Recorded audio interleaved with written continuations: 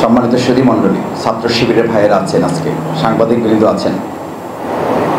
ইসলামী ছাত্র শিবির আমাদের শুধু আবেগের কাফেলা না, ইসলামী ছাত্র শিবির মহান আল্লাহ সুবহানাহু ওয়া তাআলার পছন্দনীয় এবং কবুলকৃত একটি সংগঠন। আমি সেদিন সেই শহীদের মায়ের কাছে যখন গিয়ে বললাম, আমার সাথে 4 জন কেন্দ্রীয় কার্যকরী পরিষদের সদস্য ছিলেন, আমরা সিদ্ধান্ত নিয়ে গিয়েছিলাম মাকে আমরা কোনোভাবেই বুঝতে দিব না আপনার সন্তান ইতিমধ্যে শহীদ হয়েছে। আমরা তাকে মিথ্যা আশ্বাসও দেব না। ডাক্তার বলেছিলেন ক্লিনিক্যালি ডেড, আমরা এখনো চেষ্টা করে যাচ্ছি। সেই কথাটুকুই আমরা তাকে বলার জন্য গিয়েছিলাম, কিন্তু আমার জীবনের জন্য ওটা একটা সেরা মুহূর্ত ছিল। আমি যখন আমাদের সেই শহীদ ভাইয়ের মাকে সান্ত্বনা দেওয়ার জন্য কথা বলছিলাম পর্দার আড়াল থেকে, ওপাশ থেকে তিনি খুব শক্ত এবং দৃঢ় কণ্ঠে আমাদেরকে জানালেন, তোমরা যত কথাই বলো, আমার সন্তান শহীদ হয়েছে, আমি শহীদের গর্বিত মা, আমাকে সান্ত্বনা দেওয়ার প্রয়োজন নাই, তোমরা আন্দোলন চালিয়ে যাও, তোমাদের এই লড়াই সফল হবে এবং বাংলাদেশে ইসলাম বিজয়ী হবে। 3টা কথা তিনি খুব দৃঢ়তার সাথে বলেছিলেন। উনি শক্ত ছিলেন, আমরা কেঁদেছিলাম।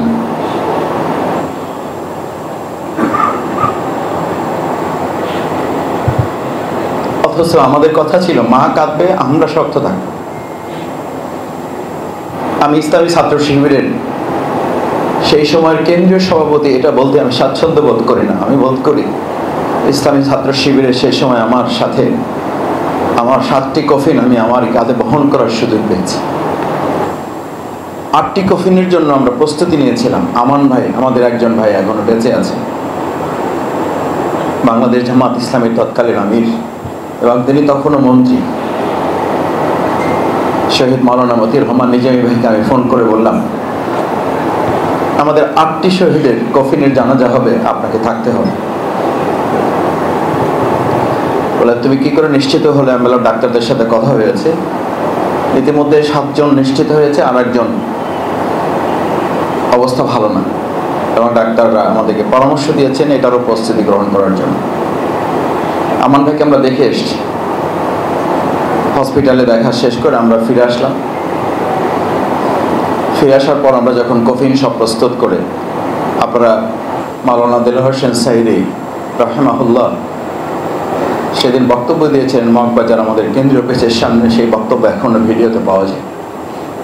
2006 সালে 28 অক্টোবর এই শহীদের বন্যী শিখা শেখ হাসিনা শুধু নয়, বাংলাদেশের প্রত্যেকটি ফ্যাসিবাদের জন্য একটা জ্বলন্ত অগ্নিগিরি হয়ে বাংলাদেশে ইসলামের জন্য এই রক্ত কাজ করবে এবং এই রক্ত বিজয়ী হবে। আমার মন পড়ে, আমি তার পাশে দাঁড়িয়েছিলাম। তৎকালীন মেয়র সাদেক হোসেন খোকা মরহুম, তিনি পাশে ছিলেন, অন্যান্য নেতৃবৃন্দ ছিলেন। সম্মানিত ভাইয়েরা, সেই শহীদ পরিবারের সদস্যবৃন্দ এখানে আছেন। আজকে এটা ট্র্যাজেডি ঠিক, আমি আজকে শুধু শহীদ পরিবারের এই মুখগুলো দেখতে এসেছি যে ওনারা কতটা আনন্দিত। ওনাদের শহীদের রক্তের লাল দেখে ওনারা হয়তো আজকে ভাববেন এই শহীদের রক্তের লালের উপরে আমরা আমাদের সবুজ একটা বাংলাদেশ বিনির্মাণ করতে পারি এবং পারবো। সামনে সেই সম্ভাবনা আমাদের তৈরি হয়েছে। ওনাদের শহীদের রক্তের উপরে আজকে সাদিক কায়েমরা দাঁড়িয়েছে,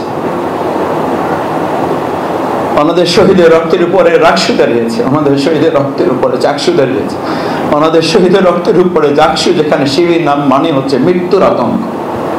এটা আপনাদের প্রাপ্য, আপনাদের সন্তানদের জীবন, রক্তের প্রাপ্তি, এটা আর কিচ্ছু না। সাদিক কায়েমদের কোনো যোগ্যতা নেই, সাদিক কায়েমদের কোনো প্রচেষ্টার ফসল না। এটি চট্টগ্রাম বিশ্ববিদ্যালয়ের রনির কোনো প্রচেষ্টার ফসল না। রাজশাহী বিশ্ববিদ্যালয়ের ভিপির কোনো কৃতিত্ব নাই। ইসলামী ছাত্র শিবিরের জাহিদেরও কোনো কৃতিত্ব নাই। এটা ছাত্র শিবিরের কেন্দ্রের সভাপতি জাহিদ নিজে বলেছে, সে কথাটাই আপনাদেরকে বলছি। আমাদের কারো কোনো কৃতিত্ব নেই। আল্লাহর একান্ত দয়া, তার মেহেরবানি এবং আপনাদের সন্তানদের রক্তের বদলা হচ্ছে আজকের এই উন্মুক্ত মাঠে ইসলামী ছাত্র শিবির। কথা বলতে পারছে না, শুধু এক বড় অর্জন নিয়ে আপনাদের সামনে আল্লাহ তাআলা আমাদেরকে হাজির হওয়ার তৌফিক দিয়েছেন। আমি আজকে আপনাদের সামনে একটা কথা বলি, শহীদ পরিবার সদস্যবৃন্দ, আল্লাহ তাআলা যে পর্যন্ত আমাকে নিয়ে এসেছেন তার ওয়াদা হচ্ছে ওয়ায়াত্তাখিযা মিনকুম শুহাদা। সূরা ইমরানে পরিষ্কার ঘোষণা হচ্ছে তিলকাল আইয়ামু নুদাবিলুহা বাইনান নাস, তিলকাল আইয়ামু নুদাবিলুহা বাইনান নাস। আল্লাহ মানুষের এই ইতিহাসের পরিবর্তন পরিক্রম এটা করবেনই। এবং কি কারণে করবেন আল্লাহ তাআলা সেটি জানাচ্ছেন, ওয়ালিয়ালামাল্লাহুল্লাযীনা আমানু। তারা দেখতে চান প্রকৃতপক্ষে কারা তাদের মুখের কথার সাথে কাজের মিল রেখে ঈমানের দাবিতে তারা বিশ্বাসী, কারা প্রকৃতপক্ষে দেশপ্রেমিক, কারা ইসলামের জন্য কাজ করেন, কাদের মনে মুনাফিকি নাই, কাদের মধ্যে আমানতদারিতার হীনতা নেই, কাদের মধ্যে চরিত্রের হীনতা নেই। এটি আল্লাহ বাছাই করতে চান, যাচাই করতে চান। ওয়ালিয়ালামাল্লাহুল্লাযীনা আমানু, শুধু ঈমান মুখে বললে হবে না, এটি দেখতে চান আল্লাহ তাআলা। সেই জন্য এই পরিবর্তন, সেই জন্য 2006 28 অক্টোবর, সেই জন্য 2024 5ই আগস্ট। ওয়ায়াত্তাখিযা মিনকুম শুহাদা, আল্লাহ তাআলা তোমাদের মধ্য থেকে এরকম কিছু লোকের ঈমান যাচাই করতে গিয়ে শুধুমাত্র যাচাই প্রক্রিয়া না, যাচাই প্রক্রিয়া একটা পর্যায়ে তোমাদের মধ্য থেকে কাউকে কাউকে আল্লাহ তাআলা শহীদ হিসাবে কবুল করেন। ওয়ায়াত্তাখিযা মিনকুম শুহাদা, এটি আল্লাহ তাআলার পরিকল্পনা। ওয়ালিউমাহিস, এবং আল্লাহ তাআলা এর মধ্য দিয়ে আমাদেরকে পবিত্র করেন, পরিচ্ছন্ন করেন, আমাদেরকে রাষ্ট্রের জন্য, দেশের জন্য, জাতির জন্য, ঢাকা বিশ্ববিদ্যালয়ের জন্য, রাজশাহী বিশ্ববিদ্যালয়ের জন্য, চট্টগ্রাম বিশ্ববিদ্যালয়ের জন্য, জাহাঙ্গীরনগর বিশ্ববিদ্যালয়ের জন্য আমাদেরকে তিনি উপযুক্ত করে গড়ে তোলেন এই প্রক্রিয়ার মধ্য দিয়ে। ওয়ালিউমাহিস, আমি আল্লাহ তোমাদেরকে পবিত্র পরিচ্ছন্ন করে দেশ এবং জাতির জন্য তোমাদেরকে প্রস্তুত করি।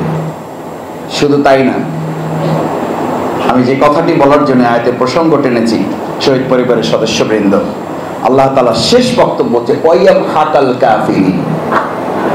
শুধু আপনাকে যে বিজয় করবেন, আমাদেরকে যে বিজয় করবেন তা না, আমাদেরকে যারা পরাজিত করেছিলেন বা পরাজিত করতে চেয়েছিলেন, আপনার সন্তানকে যারা শহীদ করে মনে করেছিলেন 2006 সালে 28 অক্টোবর আমাদেরকে শেষ করে দেবেন। 3টি কারণে 28 অক্টোবর।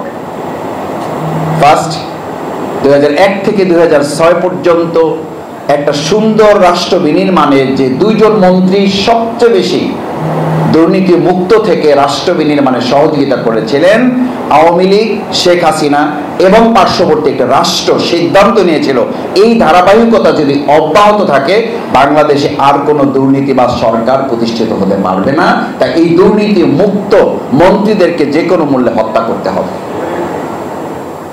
প্রথম টার্গেট ছিল নিজামী এবং মুজাহিদ ভাইকে হত্যা করার পরিকল্পনা, টার্গেট করে বোমা নিক্ষেপ করা হয়েছে।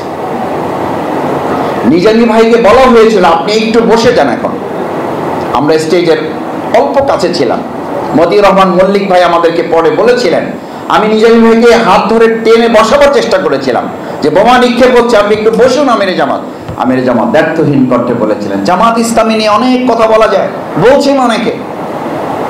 আমির জামাত নিজামী ভাই সেদিন বলেছিলেন, আমার একজন কর্মী সমর্থক আজকে ময়দান থেকে চলে যায় নাই, বসে যায় নাই। সেখানে মতিউর রহমান নিজামী 1 সেকেন্ডের জন্য এখান থেকে মাথা নিচু করতে পারে না। তিনি তার বক্তব্য, তিনি তার কথা অত্যন্ত দৃঢ়তার সাথে শান্তভাবে তিনি বক্তব্য উপস্থাপন করেছিলেন। ইতিহাসে সেটা ছিল একটা ঐতিহাসিক মাইলফলক। দ্বিতীয় টার্গেট ছিল জামাত ইসলামীকে দমন করে গোটা মানব জাতির মধ্যে একটা ভয়ের রাজ্য তৈরি করা, যেটার মাধ্যমে তারা বিগত 15 বছর পরিচালনা করতে পারবে বলে মনে করেছিল। আপনাদের একটু বলে রাখি, ছাত্র শিবির জামাত ইসলামীকে নিয়ে যারা এখন ভয়ভীতি দেখান, হুমকি দিচ্ছেন, নিষিদ্ধ করার দাবি তুলছেন, মুখরোচক বক্তব্য দিচ্ছেন, এই সব ধাপ জামাত ইসলামী ছাত্র শিবির আল্লাহর একান্ত মেহেরবানি, শহীদ পরিবারের এই গর্বিত সদস্যবৃন্দের দোয়া বরকতে আমরা এগুলো পার হয়ে এসেছি। আমাদের সেই দিনই বলা হয়েছিল আমাদেরকে শেষ করে দেওয়া হবে। জামাত ইসলামী শেষ করা যায় নাই। সকাল 7টা থেকে সন্ধ্যা 7টা পর্যন্ত আমরা লড়াই করেছি শুধু এক হাতের একটা লাঠি হাতে নিয়ে। এখনো বিভিন্ন টিভি ফুটেজ পাওয়া যায়, লাল কালি দিয়ে ব্লক চিহ্ন দিয়ে আমাদেরকে দেখানো হয় এই হচ্ছে নিজামী মুজাহিদের সেনাপতিরা। হাতে কি দেখানো হয়? একটা লাঠি দেখানো হয়। আর তার বিপরীতে আগ্নেয়াস্ত্র, AK-47, পিস্তল, রাইফেল, বন্দুকের গুলি, বোমা, বহুমোহন বোমা। এই সমস্ত কিছুর বিপরীতে আমরা শুধু লাঠি দিয়ে, তখন ওখানে কনস্ট্রাকশন চলতেছিল বিল্ডিং এর, শুধুমাত্র আমরা টিনের উপরে বাড়ি মারতাম। আমাদের কর্মীদেরকে আমরা বলতাম টিনের উপরে শুধু লাঠি দিয়ে আঘাত করো, যেন প্রতিপক্ষ বুঝতে পারে যে আমাদেরও কিছু শক্তি আছে। আমাদেরকে যারা এখনো অস্ত্রবাজ হিসাবে দেখাতে চান, আমাদের অস্ত্রের শক্তি ওই একটা লাঠি ছিল। আমাদের অস্ত্র শক্তি ওটা ছিল না। আমাদের শক্তি ছিল আল্লাহর উপর বিশ্বাস এবং আস্থা, জনগণের ভালোবাসা, আমাদের জনগণের, আমাদের জনশক্তির ডেডিকেশন, স্যাক্রিফাইস, কোরবানি তারা সেদিন উপহার দিয়েছে। আমি ছাত্র শিবিরের দায়িত্বে থাকার কারণে আমাকে ওখানে থাকতে হয়েছে। আমাদের ভাইরা থেকেছেন, শহীদের কফিন আমাদের সামনে নিয়ে এসে দাঁড় করানো হয়েছে। আমাকে জিজ্ঞেস করা হয়েছে, মাসুদ ভাই এখন কি লড়াই চলবে না কফিনের জানাজা হবে? আমরা তখন সবাই মিলে বলেছিলাম এখন লড়াই চলবে আমাদের। এবং সন্ধ্যা 7টায় যতক্ষণ পর্যন্ত প্রশাসন ওই সন্ত্রাসীদেরকে পল্টন মোড় থেকে সরিয়ে না দেওয়া নিশ্চয়তা দিয়েছে যে এখান থেকে তাদেরকে না সরানো পর্যন্ত আমাদের একজন কর্মী এখান থেকে যাবে না, আমরা একজন ভাই ওখান থেকে যাইনি। প্রশাসন এসে মাঝখানে দাঁড়িয়ে যখন আমাদেরকে বলেছে, আমরা তাদেরকে সরিয়ে দিয়েছি এবং তারা নিশ্চিত করেছে যে তারা হামলা করবে না।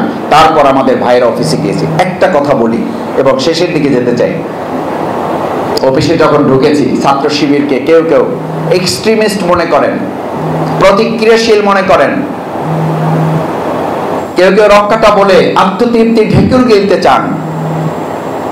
আমাদের ভাইদের যখন 7 জনকে শহীদ করা হয়েছে, মুজাহিদ ভাই শহীদ, হাফেজ শিপন ভাইকে, মাসুম ভাইকে, আমাদের চোখের সামনে রক্তাক্ত কফিন যখন, সেই সন্ধ্যা 7টায় যখন আমি অফিসে ঢুকি, অফিসে দোতলায় আমাদের অফিস, ঢুকতে গিয়ে নিচতলায় গিয়ে দেখলাম যে 14 জন লোককে একটা রুমের মধ্যে বসিয়ে রাখা হয়েছে। কারো গেঞ্জি নাই, কারো শার্ট নাই, কারো প্যান্ট পর্যন্ত নাই, শুধুমাত্র ছোট্ট একটা কাপড়ে তার আবরণ দেওয়া। কি হয়েছে?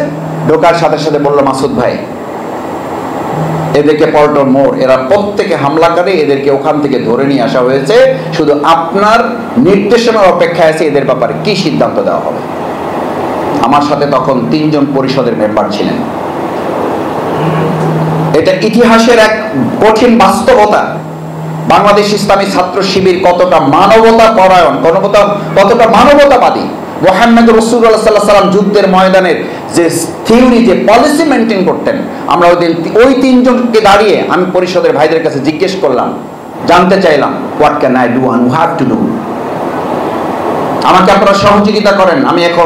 আমি নিজে আবেগ আপ্লুত, আপনারাও আবেগ আপ্লুত। আমাদের ভাইদেরকে যারা হত্যা করেছে সেরকম 14 জনকে এখানে ধরে নিয়ে এসছে আমাদের ভাইয়েরা। পুলিশের কাছে দেওয়া হয়নি, কারণ পুলিশ তখন আমাদেরকে সহযোগিতা করছে না, আইনের তারা তোয়াক্কা করছে না, বিশ্বাস করছিল না পুলিশের হাতে দিলে কি হবে।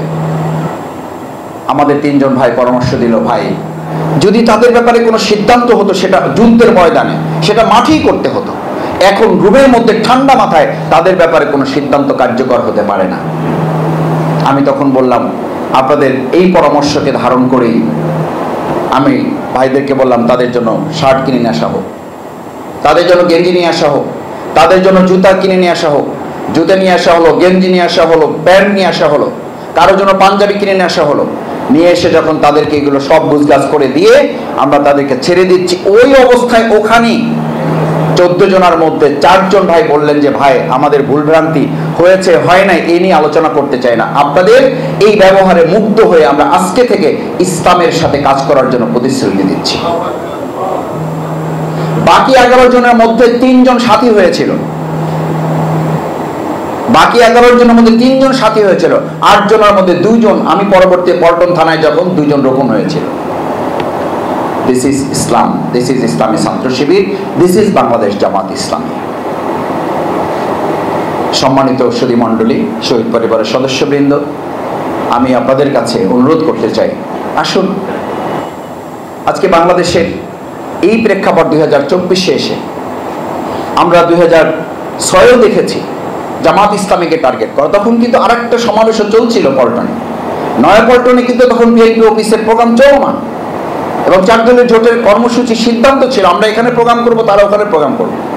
আমি এই কথাটা এই কারণে বারবার বলি, বাংলাদেশ ইসলামী ছাত্র শিবির, বাংলাদেশ জামাত ইসলামীকে টার্গেট করে হামলা করা, কথা বলাটা এই দেশের কোনো সুশীল সমাজের একটা ট্রেডিশনে পরিণত হয়েছে। মানে কেউ যখন হাইলাইটস হতে চায়, কেউ যখন নিজেকে জাহির করতে চায়, এটার একটা পথই হচ্ছে জামাত ইসলামী ছাত্র শিবির কিনে কথা বললেই তিনি হাইলাইটস হতে চান, তিনি নিজেকে জাহির করতে চান, এবং এটা একটা পথ বের হয়েছে। সেদিনও 2006 সালে 28 অক্টোবর পাশেই প্রোগ্রাম হচ্ছে, মাথা ব্যথা নেই, ওখানে হামলা নেই, ওখানে সংঘর্ষ নেই, ওখানে শাহাদাত নেই, ওখানে পুলিশের কোনো বিষয় নেই। অথচ আমরা বারবার প্রশাসনকে বলছিলাম, তখন আমাদের মন্ত্রী আছেন, তখন স্বরাষ্ট্রমন্ত্রী লুৎফুজ্জামান বাবর সাহেব আছেন আমাদের অফিসে বসে, আমি কেন্দ্রীয় সভাপতি এই হিসাবে বলছি, আমি পাশে থেকে মুজাহিদ ভাইকে সেভারাল টাইম ফোন করতে দেখেছি। লুৎফুজ্জামান বাবর সাহেবকে আমরা সকাল 7টা থেকে বিকাল 3টা পর্যন্ত তাকে ফোনে উদ্ধার করা সম্ভব হয় নাই। কেন? সরকার আছে তো, তখন হস্তান্তর তো হয় নাই, 4 জনের জোটে আমরা আছি তো, নয়াপল্টনে একটা প্রোগ্রাম চলমান, এত বড় সংঘর্ষ চলছে, কেন আমরা একসাথে প্রতিরোধ গড়ে তুলতে পারলাম না? কেন শুধু ছাত্র শিবির, কেন শুধু জামাত ইসলামীকে এটা মোকাবেলা করতে হলো? 2024 সালের জুলাই আগস্টে শুধুমাত্র জামাত ইসলামী ছাত্র শিবিরকে কেন নিষিদ্ধ হলো? এই প্রশ্নগুলো জাতির সামনে তুলে ধরা হবে এই কারণে যে বাংলাদেশের জন্য এমন একটা অ্যাসেট জামাত ইসলামী ছাত্র শিবিরকে আল্লাহ তাআলা করেছেন, যুগে যুগে কালে কালে সমস্ত দেশের শত্রুরা এবং আধিপত্যবাদীরা জামাত ইসলামী ছাত্র শিবিরকে টার্গেট করে কাজ করতে পছন্দ করে। এই পছন্দ করার অর্থই হলো বাংলাদেশের জামাত ইসলামী ছাত্র শিবিরই হচ্ছে এই দেশের সবচেয়ে বড় সম্পদ, জনগণের ভালোবাসার বস্তু, এবং আগামী দিনে একটি মানবিক রাষ্ট্র বিনির্মাণের সবচেয়ে বড় প্রতিক্রিয়া হচ্ছে বাংলাদেশ ইসলামী ছাত্র শিবির, বাংলাদেশ জামাত ইসলামী। আসুন, আমাদেরকে যতই টার্গেট করা হোক, ওই টার্গেট করেছিলেন বলে আজকে ছাত্র জনতা আমাদেরকে বিশ্ববিদ্যালয়ে টার্গেট করে আমাদেরকে একটা জায়গায় পৌঁছেছে। আমাদেরকে এখন যারা টার্গেট করছেন, ইনশাআল্লাহ শহীদ পরিবারকে কথা দিচ্ছি, 2026 সালের ত্রয়োদশ জাতীয় সংসদে জনগণ জামাত ইসলামী ছাত্র শিবিরকে টার্গেট করে দেশ পরিচালনার দায়িত্বের জন্য পছন্দ করবে ইনশাআল্লাহ। সেটাই হচ্ছে 2006 সালে 28 অক্টোবরের সবচেয়ে বড় প্রতিশোধ। সেই প্রতিশোধ যেন আল্লাহ সুবহানাহু ওয়া তাআলা আমাদের জন্য কবুল করেন, শহীদ পরিবারকে কবুল করেন। ইসলামী ছাত্র শিবির যে ঐতিহাসিক ভূমিকা সেদিন রেখেছিল আমাদের কর্মী ভাইয়েরা, আমাদের সমর্থক ভাইয়েরা, শুভাকাঙ্ক্ষীগণ, আমি আমার চোখের সামনে দেখা সেই ঘটনাগুলো আমাকে শুধু উজ্জীবিতই করে না, আমাকে এই কথা বলতে বাধ্য করে যে আমরা ঐতিহাসিক বদরের ময়দান দেখি নাই, ঐতিহাসিক পল্টন দেখার সুযোগ পেয়েছি। আল্লাহ সুবহানাহু ওয়া তাআলা ঐতিহাসিক এই পল্টনকে বদরের মতো করে কবুল করে আমরা যেন আমাদের প্রিয় মাতৃভূমি বাংলাদেশকে মানুষের বিজয়ের জন্য গ্রহণ করতে পারি, সেই প্রত্যাশা ব্যক্ত করে শহীদদের জন্য দোয়া করি। আমাদের এখনো অনেকে অসুস্থ আছেন, সেই সময়ে যারা আহত পঙ্গু অবস্থায় আছেন তাদের জন্য দোয়া করি, এবং আমরা আশা করি যে মামলাটা আওয়ামী লীগ, শেখ হাসিনা তাদের ক্ষমতা বলে সম্পূর্ণ অন্যায়ভাবে এটাকে প্রত্যাহার করে নিয়েছে, এটা অতি সত্বর ট্রাইব্যুনালে নিয়ে বিচারের মাধ্যমে শহীদ পরিবারের সাথে সম্পৃক্ত যারা এই সন্ত্রাসী কর্মকাণ্ডে আমাদের শহীদ করা হয়েছে সেই খুনিদের গ্রেপ্তারের মাধ্যমে ব্যবস্থা নেওয়া হবে। শহীদ পরিবারের প্রতি যে কৃতজ্ঞতা, আমাদের রাষ্ট্রীয়ভাবে তাদেরকে স্বীকৃতি দেওয়া, রাষ্ট্রীয়ভাবে তাদেরকে পুনর্বাসন, রাষ্ট্রীয়ভাবে তাদের পাশে দাঁড়িয়ে 2024 জুলাই আগস্টের গণঅভ্যুত্থান যেমনভাবে আমরা তাদেরকে ওন করতে পেরেছি, 2006 সালে 28 অক্টোবর আমরা সেটাকে ওন করতে পারি নাই, কারণ এটা শুধু জামাত ইসলামী ছাত্র শিবিরের সম্পদ বলে মনে করা হয়। আমি আজকে আস্তে আস্তে খেয়াল করলাম মিডিয়াগুলো, আমাদের প্রচলিত মিডিয়া, আমি সব মিডিয়াকে বলছি না, অত্যন্ত দুর্ভাগ্যজনক 2006 সালে 28 অক্টোবরের এই ঘটনা আজকের মেইন স্ট্রিম পত্রিকাগুলো আমি আস্তে আস্তে দেখার চেষ্টা করলাম, 2-1টা ব্যতিক্রম ছাড়া কোনো মিডিয়া আজকে 2006 সালে 28 অক্টোবরটাকে ধারণ করতে ব্যর্থ হয়েছে। কেন ব্যর্থ হয়েছে? ব্যর্থ হয়েছে এই জন্য যে শেখ হাসিনার সেদিনের লগি বৈঠার এই অমানবিক নির্যাতনের চিত্র যদি বাংলাদেশের মানুষের কাছে তুলে ধরা যায় তাহলে আর কোনোদিন ফেসিবাদ কায়েম হবে না। অথচ কেউ কেউ এখন মনে করেন আবার নতুন করে ফেসিবাদের হয়তো জন্ম তারা দিতে পারবেন। মিথ্যা আশ্বাসে আর লাভ হবে না, কোনো কমই আর ফেসিবাদ এদেশে মাথাচাড়া দেওয়া হবে না এবং দিতেও দেওয়া হবে না। এই শহীদ পরিবার, শহীদদের অনুসারী, ইসলামী ছাত্র শিবিরের একজন কর্মী সমর্থক বেঁচে থাকতে আমরা তা হতে দেব না ইনশাআল্লাহ। সেই প্রত্যাশা ব্যক্ত করে আবারও সবাইকে অনেক ধন্যবাদ জানিয়ে শহীদদেরকে আল্লাহ সুবহানাহু ওয়া তাআলা জান্নাতুল ফেরদাউসে উঁচু মাকাম দান করুন। শহীদ পরিবারের